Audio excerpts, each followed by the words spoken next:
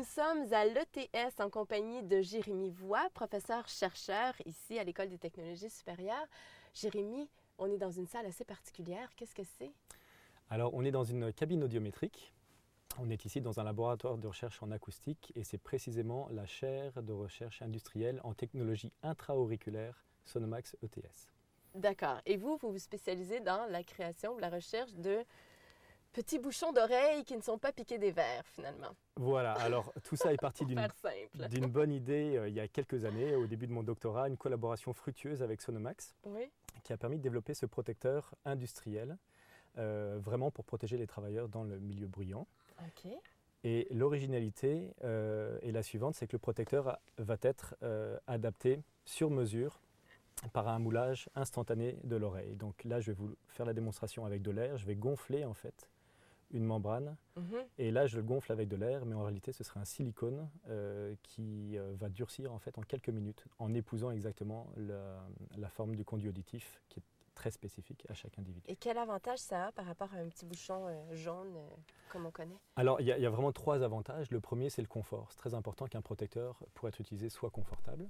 La deuxième chose, c'est qu'on va être capable, et c'est ce qu'on a fait ici à l'ETS, développer un système de mesure. On va être capable de certifier de façon objective l'atténuation que donne ce bouchon Sonomax, à l'opposition des bouchons jaunes que vous citez, par exemple, dont on ne connaît pas du tout les performances. Et il y a d'ailleurs des grandes surprises. Beaucoup d'études ont mis en évidence qu'on n'avait pas du tout les niveaux d'atténuation attendus, mais beaucoup moins. Troisième avantage, on va pouvoir insérer dans ce protecteur un petit filtre très simple qui va simplement laisser passer un petit peu d'énergie. Donc effectivement, à travers ici le protecteur auditif, il y a un petit canal dans lequel on peut mettre un petit filtre, un petit élément filtrant. On a plusieurs forces et puis ça va permettre de laisser passer à nouveau un petit peu les signaux d'alarme et puis les signaux utiles pour que vous soyez protégé mais pas isolé. Et ceci, pourquoi on a une version différente là? Alors voilà, Sonomax, il y a quelques années, s'est rendu compte qu'il y avait un grand intérêt évidemment d'avoir cette embase ou ce bouchon, cette plateforme intra-auriculaire qui puisse s'adapter à d'autres produits, donc des produits plus consommateurs. Donc pensez à votre oreillette Bluetooth, pensez à votre écouteur de baladeur et autres. Et donc là, l'idée, c'est qu'on a un bouchon qui est plus court et qu'on va pouvoir gonfler chez soi, à la maison, par un système de pompe ici réutilisable. Et qui injectera encore du silicone? Voilà, c'est le même principe. En 4 minutes, vous avez donc une empreinte de votre oreille, quelque chose de vraiment unique. Et vous avez donc à l'intérieur la possibilité de mettre différentes applications. Donc c'est ça, j'imagine que le produit fini, c'est celui-ci. Alors voilà, donc là c'est une paire d'écouteurs. Donc Sonomax vient juste d'introduire ça sur le marché. Donc ce sont des écouteurs qui vont être faits sur mesure par le procédé qu'on vient de décrire et qui se branchent donc sur votre baladeur. Okay. Et l'idée est évidemment que vous allez avoir donc quelque chose qui va être confortable, puisque c'est moulé à votre oreille. Quelque chose qui va également bien tenir dans l'oreille, donc il n'y a plus le problème de perdre ses écouteurs lorsqu'on fait un exercice ou qu'on court et autres.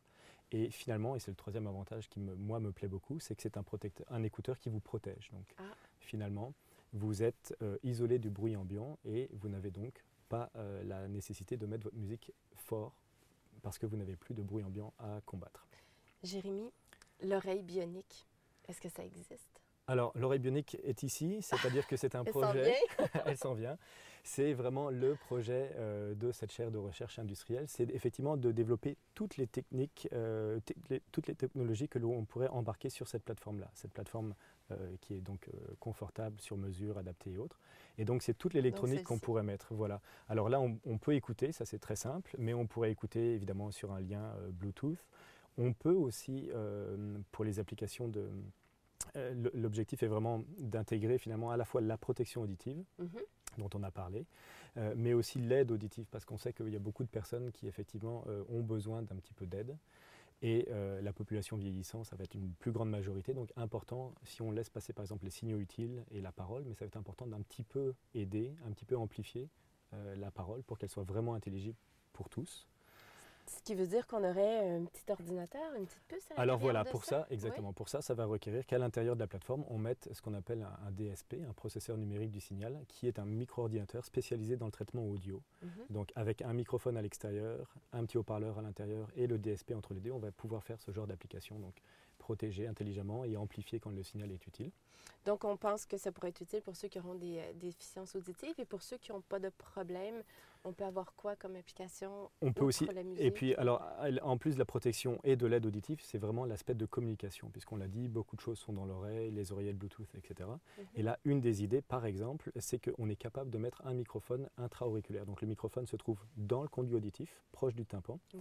Et l'avantage, c'est qu'il va capter votre parole, mais il va la capter avec une qualité supérieure parce qu'on va être complètement protégé du bruit ambiant. Le bouchon étant là. Ça va capter ma parole dans mon oreille? Exactement.